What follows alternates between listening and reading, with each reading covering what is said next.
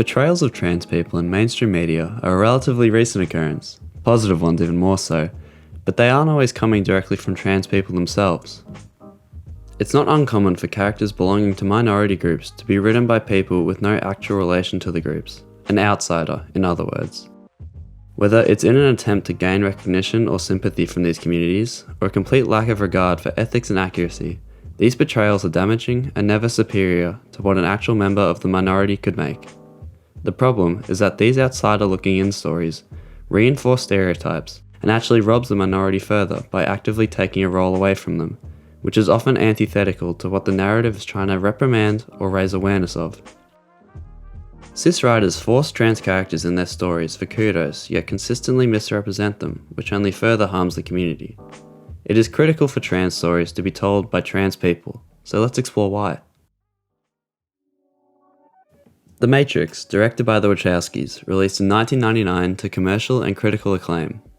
The story follows programmer Thomas Anderson, who discovers a dystopian simulated reality known as the Matrix. It's a gripping sci-fi plot, but it's also a trans allegory.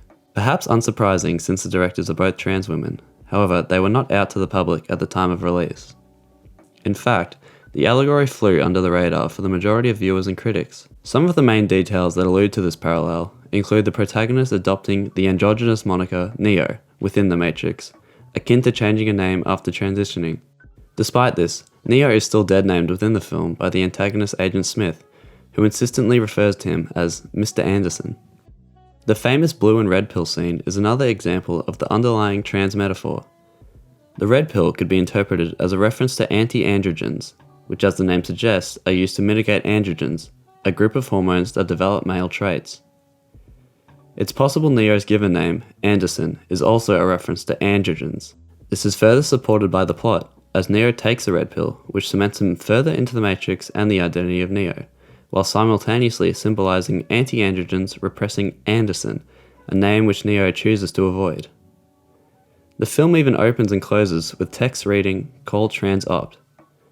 The Matrix no doubt resonated with many gender-questioning people, sometimes before they even realized they were trans. It's not a stretch to imagine that the directors being trans is responsible for that. They understood the experience firsthand and were able to translate that into film. That is important. Trans stories need to be told by trans people. But what if trans people didn't have complete control of the story? Steins Gate is an anime that released in 2011. It follows a group of scientists and friends who invent time travel technology and end up leaping between realities known as world lines. It wouldn't be a time travel tale without conflict between timelines, and one such conflict in Steins Gate involves a trans character. Luca Arushibara presents as a woman in all world lines to the point where every main character perceives him as a woman. However, Luca identifies as a man, or at least believes that they are just a man cross-dressing as a woman. Even this is debatable, however, as Luca is never explicitly described as trans or cis, and they occasionally use male Japanese pronouns and masculine coded words. It would seem ignorant to chalk up a whole trans character to a translation error, and I doubt even the writing team fully understood Luca's character. You could debate whether Luca is trans or not forever, but as the narrative suggests, and for the sake of the video, Luca is a trans woman. A pivotal moment of her character arc is when protagonist Okabe finds a way to alter Luca's assigned gender in another world line, effectively transitioning her to a cis woman. After this transition, Luca appears to be much happier and satisfied with her life. Great! Unfortunately, in order for Okabe to save his lifelong friend, he must return to the original world line, consequently returning Luca to a trans woman. Luca is visibly upset about this, as it means robbing her of her happiness. As a final request, Luca asks Okabe to be her boyfriend for one day. Okabe is in shock and still convinced she is a man, despite her being a cis woman in this world line. It is something of a running gag in the series for Okabe to state how beautiful Luca is, followed by his revelation, but she's a man. 漆原ルカ、声も仕草も女にしか見えない。いや、女より女らしい美少女。だが男だ。背は高いが、体つきはとても細い。だが男だ。It would not be entirely fair to accuse the writers of transphobia, as Okabe is consistently portrayed as an inconsiderate and immature character, indicating implicit disdain by the writers of his beliefs. Okabe as a character isn't intentionally transphobic either. こんな顔なのに男だから。お前が男だろうが女だろうが関係ない。そんなことはどうでもいい。